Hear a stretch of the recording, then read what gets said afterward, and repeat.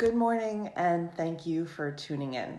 My name is Marianne Howard, and today I'm going to be reading several chapters to you from the book A Fine Day for Fishing by Marcia King. We wanted to read you some of this book as it relates directly to our maritime history in the town of East Hampton. If you've ever visited our East Hampton Marine Museum in Amagansett, you'll notice out front the metal ship with the flag painted on it, the flag dory, which is its own character in this book. A dory is a shallow boat used traditionally for fishing.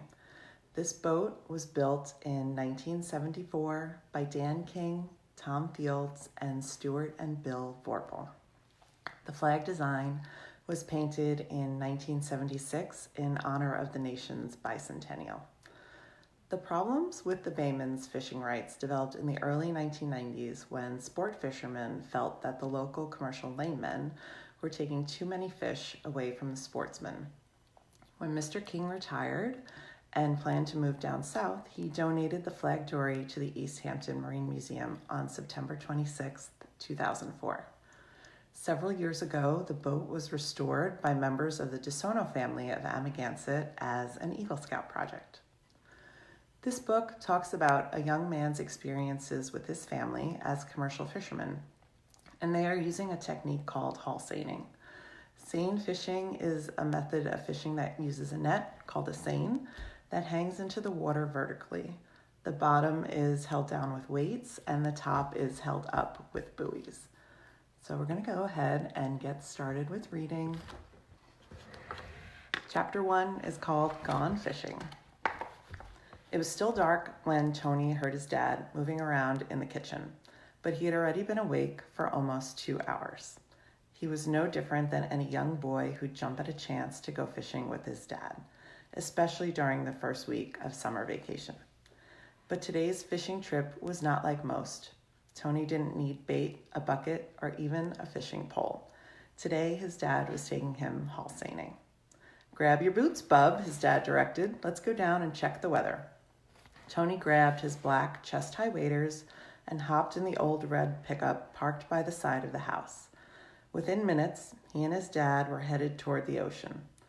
The main street was deserted this early in the morning, so Tony rolled down his window and listened to the sound of Old Nellie Bell bouncing off the sides of the buildings as they passed. Soon the captain cut the engine and rolled to a stop at the landing of Indian Wells Beach.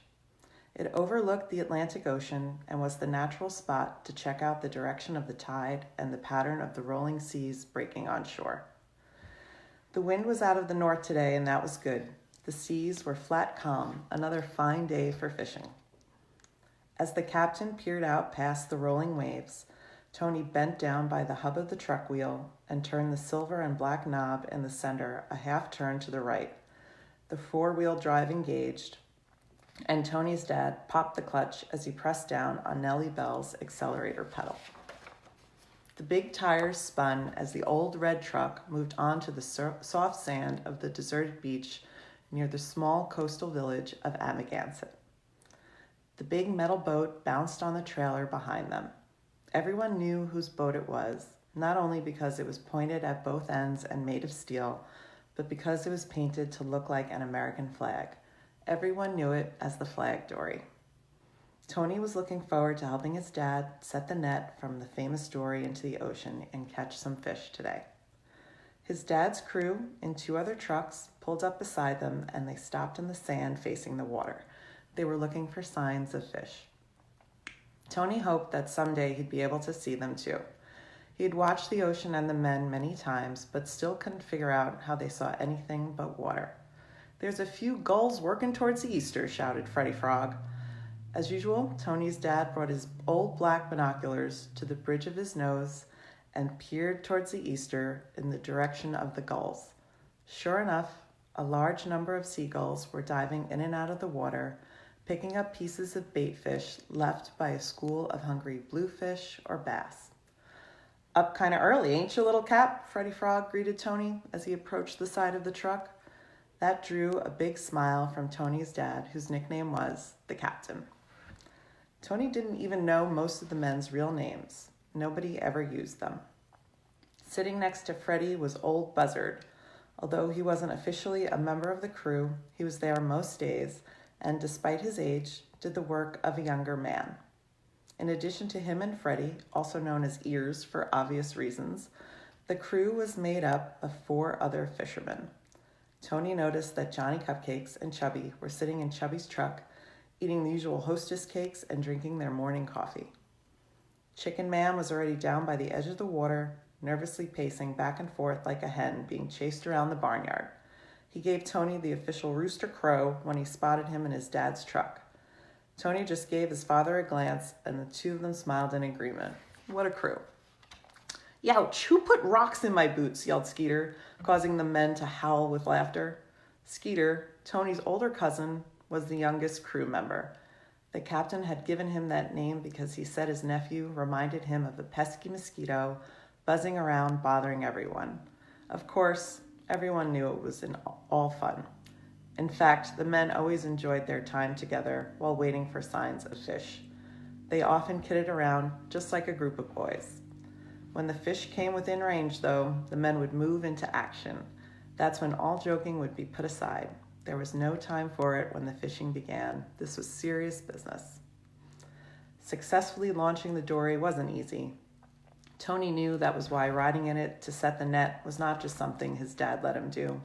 It was something he had to earn by showing he was mature, responsible, and willing to do exactly as he was told. "There must be a bunch of stuff working offshore," the captain remarked as he looked out over the water. His keen eyes had caught a glimpse of more birds diving and picking up bait. "There's the whirls," Chubby continued, pointing towards the east. "Back her down, boys, we're into them," Tony's dad finally shouted. And as Skeeter and Chubby scurried to put on their waders, Chicken Man backed the boat and trailer up to the edge of the ocean. The captain and Freddie Frog hopped in it and prepared for the launch. And Chapter 2 is Haulin' the Seine. The captain yanked on the outboard 3 times before it let out a roar. This was the signal to Chicken Man, positioned in the cab of the truck with 1 foot on the brake and 1 foot on the clutch. The boat and the men were ready. All they needed was a slatch. Grabbing the steering wheel firmly with his large, weathered hands, Chicken looked through the back window of his truck at the water and the men in the boat and waited. "Come on back," the captain shouted. With that signal, Chicken let out a clutch and raced the trailer right into the ocean. Just when the boat had enough water to float, but before the truck sank all 4 wheels up to the axles, he jammed on the brakes. The boat went flying off the trailer like an arrow shot from a sling. The bow of the steel dory sliced through a breaking wave, rode up over the top, and came crashing down on the other side. As the truck quickly pulled the trailer out of the turf, Tony could see his dad and Freddie starting to bail the net over the side of the boat. This was the beginning of the half circle the large net would form when it came ashore down the beach a ways, and hopefully it would surround and capture a good amount of fish. Of course, there was no way of telling yet, not until the bunt came ashore. "I got her on this end," shouted Johnny Cupcakes as he tied the rope attached to the jack to the back of the truck. The net was secure on the launch end. Chicken and Tony headed up the beach with the empty trailer. The men had just made their turn in the semicircular sweep and were headed toward the beach. Chicken needed to be there as the boat came ashore. "You better get down there with the hook," Chicken shouted at Tony. Coming ashore could be as tricky as the launch, but Tony had watched it many times. He was excited that the men trusted him with such an important job. He stood near the edge of the water, the heavy metal hook that was attached to the rope held in both hands. The captain slowed down the boat just in back of the breaking waves, waited for a good one, and then gunned the motor. The boat was off the beach, riding high on the crest of a wave, like a motorized surfboard. Tony began to run toward the surf with the hook. It was his job to snag the boat before it was turned sideways and dumped over into the wash. Sure enough, like he'd seen many times before, he reached down toward the steel object coming at him and hooked the metal ring in the stern. Standing up in the back of the captain's truck, Chicken Man put the winch in full throttle, and the boat was pulled safely out of the foam, the captain and Freddie Frog still inside. As the metal dory was guided up onto the trailer, by the half-inch thick rope, the strain caused a groaning sound, reminding the men to move with caution and to stand back from it at least 5 or 6 feet.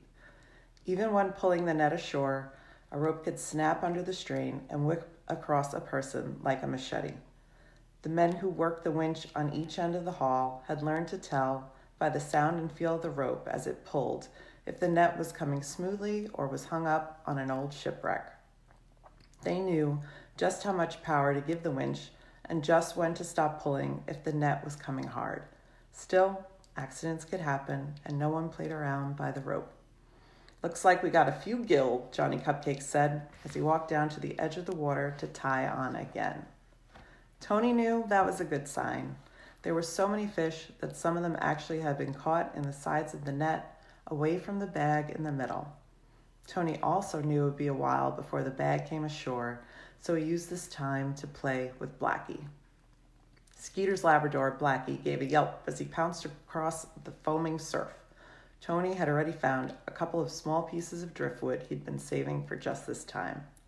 Labradors are great retrievers, and every time Tony threw a stick into the ocean, Blackie pounced in and out of the water to fetch it. They had a great time getting each other wet. Tony quickly looked away from their game, though when he heard the roar of the winch on his dad's truck, it was running wide open, and all but Chicken and Chubby, who were on the other winch, were down at the water's edge. They were frantically trying to keep the top or the cork line up out of the water. The bunt was coming ashore. Fish are smart enough to jump over the net and escape if the men aren't careful. Tony ran to help make sure that didn't happen today. Picking up the cork line, he felt the weight of the heavy net tugging and pulling against his fingers each time the shiny striped bodies in the surf flipped and flapped in their last effort to escape. It looked like a good haul, mostly stripers, and everyone seemed excited.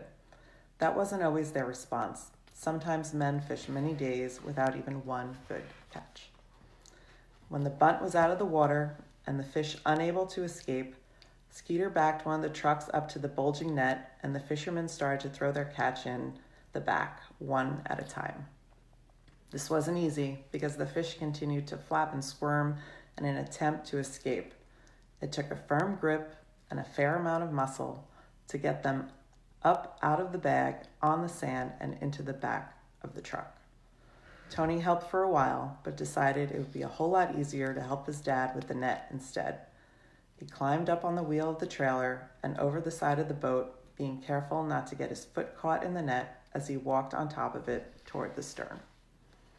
It was still early, and from the top of the perch, Tony could see for miles down the empty beach in both directions. The only other sign of human life was activity coming from a spot up in the dunes about a quarter mile to the east.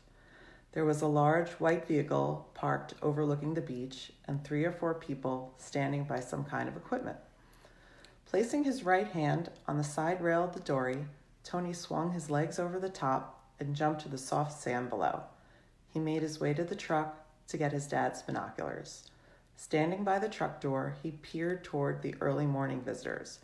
There were 3 men and what appeared to be several tripods holding large cameras, and it looked like they were pointed in the direction of the fishermen. "Hey, Dad," Tony yelled up at his father. "Did you know there was a group of photographers up in the dunes over there?"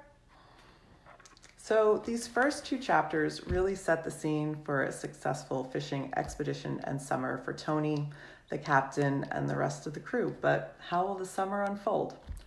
So there were a couple of words in here that I thought might be confusing for some folks and might be best if we went over them. Tony talks about watching for a slatch to come when they are launching the dory. And so that means he's waiting for a relatively smooth time interval between heavy seas, making it easier to unload the dory into the water. Tony also mentions the roar of the winch from his dad's truck. And a winch is a lifting or a hauling device that consists of a rope or a chain that's being pulled by winding around a drum that's being turned by a crank. And so the weight of the dory, the net, and the fish and the force of the water are so strong that a machine is needed to pull the seine out of the water in order to gather the fish. One of the other points about this book that I wanted to mention is that it's beautifully illustrated by Cynthia Lowen. Her illustrations clearly depict the hard work of the commercial fishermen out here on the East End. So if you're interested in this book and others like it, you can email us at programs@easthamptonhistory.org, and we can let you know where you can find your own copy. So tune in next Sunday at 9:30 a.m. and I'm going to be reading excerpts from the book Ick, Yuck, Ew, Our Gross American History by Lois Minner-Hui, and you're going to help me make comparisons about our way of life today versus gross ways of life from colonial times. We're going to be talking about bugs, trash, and going to the bathroom. So thanks again for tuning in, and I'll see you next Sunday.